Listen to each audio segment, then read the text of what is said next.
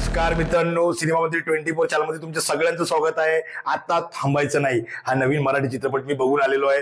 Movie सत्य घटनेवर आधारित आहे आणि मूवीमध्ये दाखवण्यात आलेला आहे मुंबई BMC चे कर्मचारी आहेत त्यांच्या जीवनावर याची स्टोरी बेस्ड आहे। सगळ्यात पहिले मी मूवीचे प्लस पॉइंट बद्दल बोलणार।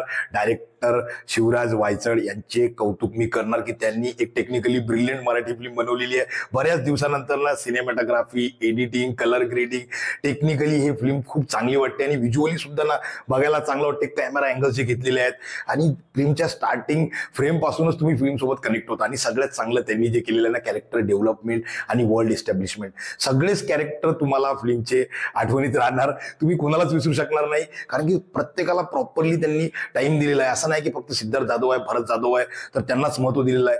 बाकीचे कॅरेक्टर्सचे जे मॅनरिझम्स आहेत, त्यांची पर्सनॅलिटी ते तुम्हाला आठवणीत राहणार। आणि यातले जे कॉमिकल सीन्स आहे ना ते सुद्धा खूप वर्क केलेले आहे। म्हणजे बऱ्याच दिवसानंतर ना मी यांच्या सीन्स मध्ये खूप हसलेलो आहे। इमोशनल सीन सुद्धा आहे, डायरेक्टरने सगळ्यात चांगलं प्रॉपरली बॅलन्स केलेलं आहे की कॉमिकल सीन सुद्धा आहे आणि इमोशनल सीन सुद्धा आहे। आणि परफॉर्मन्स मध्ये जसं सिद्धार्थ जाधव आहे, भरत जाधव आहे, आशुतोष गोवारीकर आहे, ओम भूतकर आहे, यांचा परफॉर्मन्स स्टँड आउट आहेत।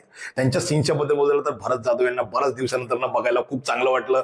त्यांनी जो शेवटी त्यांच्या मित्राचं सीन दाखवला आहे त्याच्यात जे ते काही इमोशनल वगैरे होता त्यांनी थरोली खूप चांगला परफॉर्म केलेला आहे। सिद्धार्थ जाधव नेहमीच कॉमेडी चांगला करतो आणि इमोशनल चांगला करतो। आणि यामध्ये जे त्यांच्या बाबासोबतले सीन्स आहे, त्याच्या लहान पोरीसोबतचे आता खूप सारे सिक्वेन्स आहेत, तर सिद्धार्थ जाधवचे सुद्धा परफॉर्मन्स चांगला आहे। ओम भूतकर यांनी तर जो टीचरचा जो रोल केलेला आहे, म्हणजे पॅशनेटिक टीचर आहे, त्याला खरंच काळजी आहे की यांना मला शिकवायचं वगैरे आहे, तर ते फील झालेलं आहे। आणि आशुतोष गोवारीकर जेव्हा स्क्रीनवर येतात ना असं वाटतं यार की त्यांना अजून स्क्रीन टाइम भेटायला पाहिजे। त्यांचा कॅरेक्टर खूप चांगला लिहिलेला आहे, खूप पॉझिटिव्ह कॅरेक्टर आहे। आणि ज्या प्रकारे इंटरव्हलच्या पहिले एक सीन येतो की ते मच्छिंद्र कमळी आणि सुशील कुमार शिंदेच्या बद्दल एक्झाम्पल देऊन जे काही ते डायलॉग्स वगैरे बोलतात ना तो सीन खूप इन्स्पायरिंग आहे। आणि असे खूप सारे इन्स्पायरिंग आणि कॉमिकल, इमोशनल, म्हणजे ठरवली एक जर्नी आहे फिल्म मध्ये। बाकीचे जेवढे कर्मचारीचे BMCचे जे कॅरेक्टर्स घेतलेले आहेत ते सुद्धा तुम्हाला आठवणीत राहतील। आणि याच्यामध्ये जे सॉंग्स घेतलेले आहे की आता थांबायचं नाही, तो सॉन्ग तर खूप इन्स्पायरिंग आहे। आणि सांग सांग बोलाना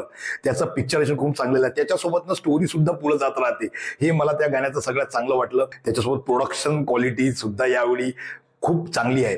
फक्त ड्रॉबॅक्स मध्ये मी सांगणार की फिल्म ना क्लायमॅक्स मध्ये येतात थोडी लांब होते, 15 to 20 मिनिट मला असं वाटतं की फिल्मचे कमी करायला पाहिजे होते, तर अजून इम्पॅक्ट चांगला झाला असता। तरी हे खूप मायनर गोष्टी मी सांगितलेल्या आहे। ओव्हरऑल फिल्म खूप चांगली बनलेली आहे। आणि फिल्म संपल्यानंतर तुम्ही थिएटर सोडून जाऊ नका, थोडं थांबा। त्याच्यातनं जे फोटोज वगैरे येतात ना रिअल लाईफ कॅरेक्टर्सचे, ते तुम्हाला अजून इन्स्पायर करणार आणि या मूवीसोबत तुम्ही अजून जास्त कनेक्टेड फील करणार। तर जास्त मी आता काही बोलणार नाही, आता थांबायचं नाही, तिकीट बुक करायची आणि थिएटरमध्ये जाऊन मूवी बघायचा।